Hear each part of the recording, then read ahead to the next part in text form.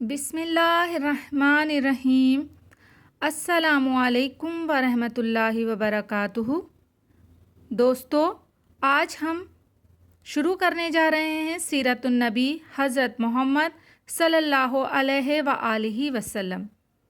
یا صاحب جمالی و یا سید البشر، من وجہک المنیر لقد نور القمر، لا یمکن الثناء کما کان حقہا۔ اے صاحب جمال، کل اے سرور بشر، روئے منیر سے تیرے روشن ہوا قمر، ممکن نہیں کہ تیری ثنا کا ہو حق ادا، بعد از خدا بزرگ تو ہے قصہ مختصر۔ رسول اکرم صلی اللہ علیہ وآلہ وسلم کی ابتدائی حالات بیان کریں گے۔ میرے وہ دوست جو فرسٹ ٹائم میرا چینل دیکھ رہے ہیں، چینل کو سبسکرائب کر دیں اور بیل نوٹیفیکیشن کو بھی آن کر دیں۔ سیدنا محمد صلی اللہ علیہ وآلہ وسلم بن عبداللہ بن عبد المطلب بن ہاشم، کنیت ابو القاسم، والدہ کا نام آمنہ بنت وہب، ولادت باسعادت بروز پیر 12 ربیع الاول، اور جس سال آپ صلی اللہ علیہ وآلہ وسلم دنیا میں تشریف لائے اس سال کو عام الفیل کہتے ہیں۔ والد ماجد کا انتقال ولادت سے قبل ہی بحالت سفر مدینہ منورہ میں ہو چکا تھا۔ آپ صلی اللہ علیہ وآلہ وسلم کی کفالت آپ صلی اللہ علیہ وآلہ وسلم کے دادا عبد المطلب نے کی اور سیدہ حلیمہ سعدیہ نے دودھ پلایا۔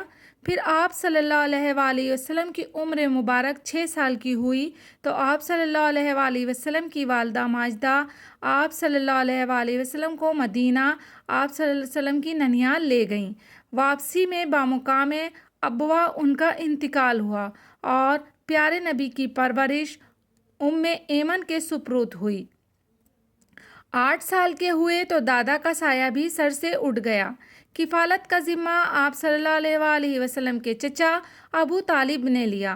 9 سال کی عمر میں چچا کے ساتھ شام کا سفر فرمایا اور 25 سال کی عمر میں شام کا دوسرا سفر حضرت ختیجہ الکبریٰ رضی اللہ تعالیٰ عنہ کی تجارت کے سلسلے میں فرمایا، اور اسی سفر سے واپسی کے 2 ماہ بعد حضرت ختیجہ الکبریٰ رضی اللہ تعالیٰ عنہ سے عقد یعنی نکاح ہوا۔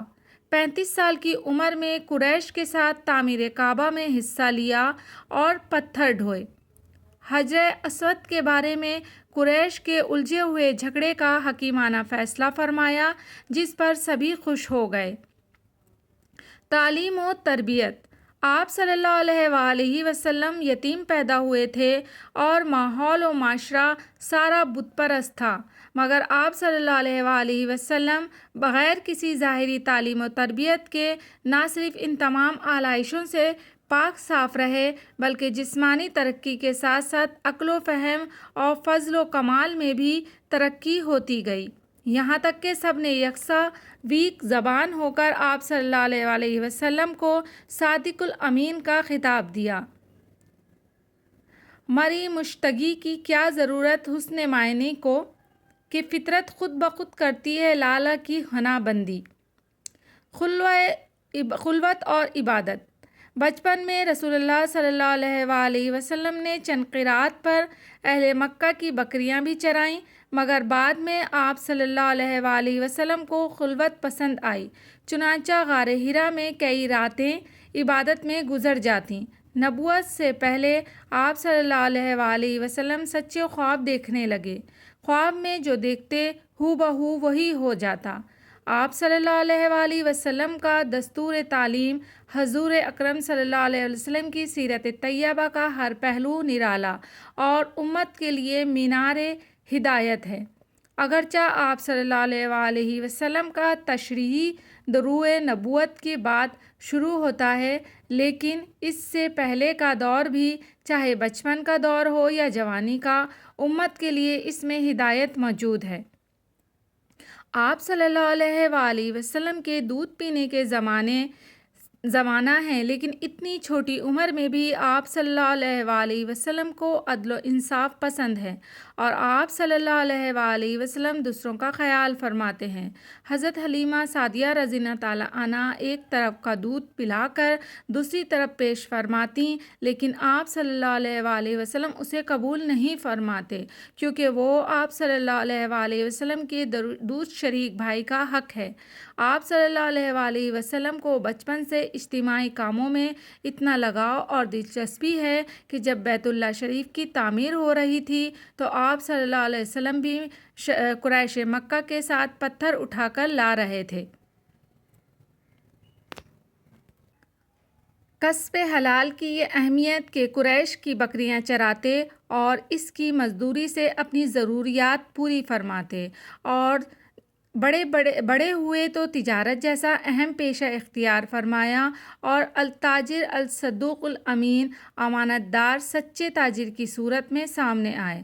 معاملہ فہمی اور معاشرے کے اختلافات کو ختم کرنے اور اس میں اتحاد و اتفاق پیدا کرنے کی وہ صلاحیت ہے کہ بیت اللہ کی تعمیر کے وقت حجرہ اسود کو اپنی جگہ رکھنے پر قریش کے مختلف جماعتوں میں اختلاف پیدا ہوا، اور قریب تھا کہ ناحق خون کی ندیاں بہہ جاتی، لیکن پیارے آقا حضرت محمد صلی اللہ علیہ وآلہ وسلم نے ایسا فیصلہ فرمایا جس کی سب نے تحسین کی اور اس پر راضی ہو گئے۔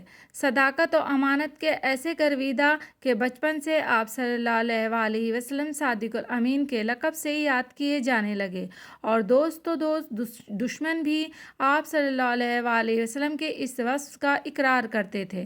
چنانچہ قبائل قریش نے ایک موقع پر بیک زبان کہا، ہم نے بارہا تجربہ کیا ہے مگر آپ صلی اللہ علیہ وآلہ وسلم کو ہمیشہ سچا پایا۔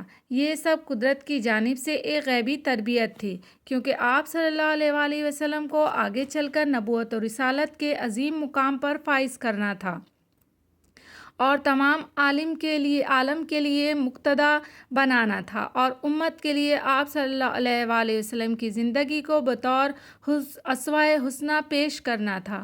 بلا شبہ اے مسلمانوں، تم کو رسول اکرم صلی اللہ علیہ وآلہ وسلم کی ذات میں عمدہ نمونہ ہے، ہر اس شخص کے لیے جو اللہ کی ملاقات کا اور قیامت کے دن کا خوف رکھتا ہے اور اللہ کو بکثرت یاد کرتا ہے۔ سورہ احزاب آیت نمبر 21۔ جب سن مبارک 40 کو پہنچا تو اللہ تعالیٰ نے آپ صلی اللہ علیہ وآلہ وسلم کو نبوت سے سرفراز فرمایا۔ آپ صلی اللہ علیہ وآلہ وسلم غار حرا میں تھے کہ جبریل علیہ السلام سورہ اقرا کی ابتدائی آیتیں لے کر نازل ہوئے۔ اس کے بعد کچھ مدت تک وحی کی آمد بند رہی، پھر لگاتار آنے لگی۔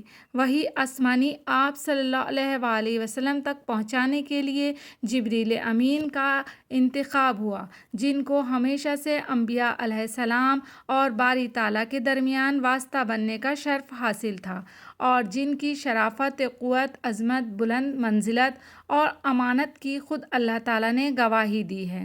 بے شک یہ قرآن ایک معزز فرشتے کا لایا ہوا کلام ہے، جو بڑی قوت والا صاحب عرش کے نزدیک ذی مرتبہ ہے، وہاں اس کی بات مانی جاتی ہے اور وہ امانت دار ہے۔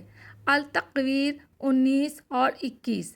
اس وحی الہی کی روشنی میں آپ صلی اللہ علیہ وآلہ وسلم کی ایسی تربیت ہوئی کہ آپ صلی اللہ علیہ وآلہ وسلم ہر اعتبار سے کامل بن گئے، اور پیارے نبی صلی اللہ علیہ وآلہ وسلم کی زندگی کا ہر پہلو امت کے لیے ایک بہترین اسوہ حسنہ بن کر سامنے آ گیا۔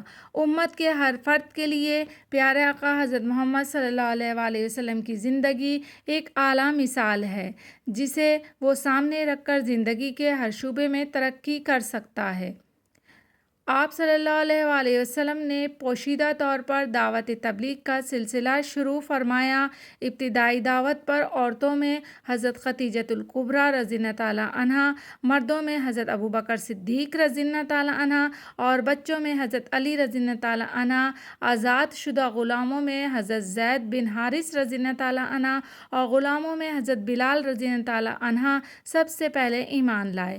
ان کے بعد بہت سے آزاد اور غلام اس دولت دولت سے بہرہ مند ہوئے۔ پھر آپ صلی اللہ علیہ وآلہ وسلم کو اعلانیہ دعوت و تبلیغ کا حکم ہوا، چنانچہ آپ صلی اللہ علیہ وآلہ وسلم نے تمام قوم کو صرف اللہ تعالیٰ کی عبادت کرنے اور بت پرستی چھوڑنے کی دعوت پوری قوت سے شروع کی۔ بعض نے مانا اور بعض اپنی گمراہی پر قائم رہے۔ قوم نے آپ صلی اللہ علیہ وآلہ وسلم اور صحابہ رضی اللہ تعالیٰ عنہ کو طرح طرح سے ستانا شروع کیا، چنانچہ 5 نویں آپ صلی اللہ علیہ وآلہ وسلم نے اپنے صحابہ کو حبشہ ہجرت کر جانے کا حکم فرمایا۔ یہ سب سے پہلی ہجرت تھی۔ اسی سال حضرت عمر رضی اللہ تعالیٰ عنہ اور آپ صلی اللہ علیہ وآلہ وسلم کے چچا حضرت حمزہ رضی اللہ تعالیٰ عنہ مشرف با اسلام ہوئے۔ 7 نویں میں قریش نے بنی ہاشم اور بنی عبد المطلب کے خلاف ایک معاہدے پر دستخط کیے کہ جب تک یہ لوگ حضرت صلی اللہ علیہ وآلہ وسلم کو ہمارے حوالے نہیں کرتے اس وقت تک ان سے ہر قسم کا مقاطعہ کیا جائے گا۔ اس کے نتیجے میں آپ صلی اللہ علیہ وآلہ وسلم کو اپنے چچا ابو طالب کے ساتھ شعیب ابی طالب میں نظر بند کر دیا گیا۔ آپ صلی اللہ علیہ وآلہ وسلم نے اپنے صحابہ رضی اللہ تعالیٰ عنہ کو ہجرت حبشہ کا حکم فرمایا۔ یہ دوسری ہجرت کہلاتی ہے۔ 10 نبوت میں قریش کے بعض افراد کی کوشش سے یہ معاہدہ ختم ہوا اور آپ صلی اللہ علیہ وآلہ وسلم کو آزادی ملی۔ اسی سال نصارہ نجران کا ایک وفد مسلمان ہوا۔ اسی سال آپ صلی اللہ علیہ وسلم کے چچا ابو طالب اور آپ صلی اللہ علیہ وسلم کی غمگسار زوجہ محترمہ حضرت خدیجہ الکبریٰ رضی اللہ تعالیٰ عنہ کی وفات ہوئی۔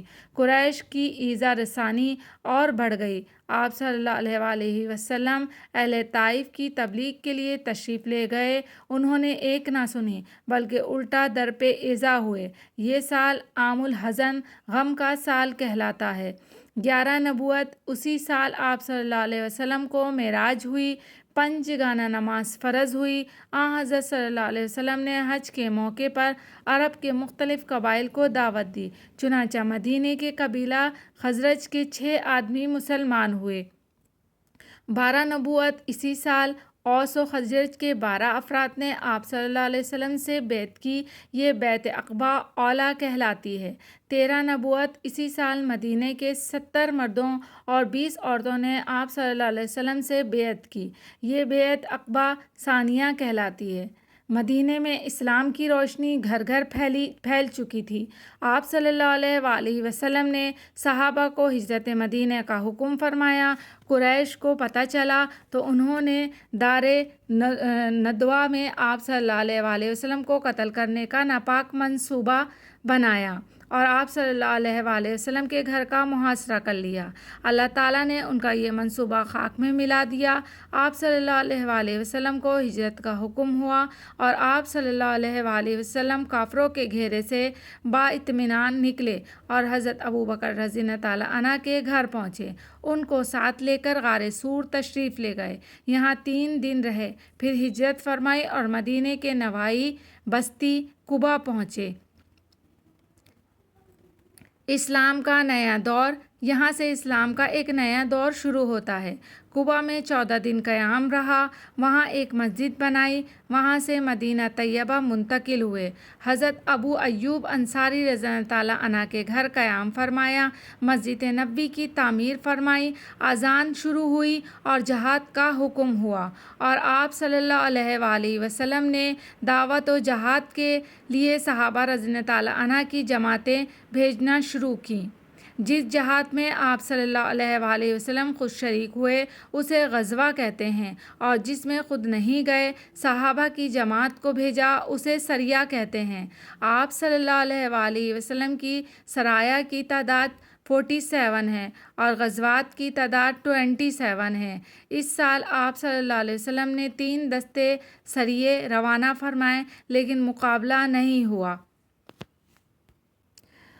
تو اب ہم یہاں پر اپنی سیرت النبی کا اختتام کرتے ہیں آج کی ویڈیو کا۔ انشاءاللہ تعالیٰ آگے کا حصہ کل شروع کریں گے اور آپ کے گوش گزار کریں گے۔ یقیناً آپ لوگوں کو یہ سیرت النبی ضرور پسند آئے گی، اور آج کے لیے مجھے دیجیے اجازت۔ ویڈیو اچھی لگے تو لائک کمنٹ ضرور کیجیے گا۔ اللہ حافظ۔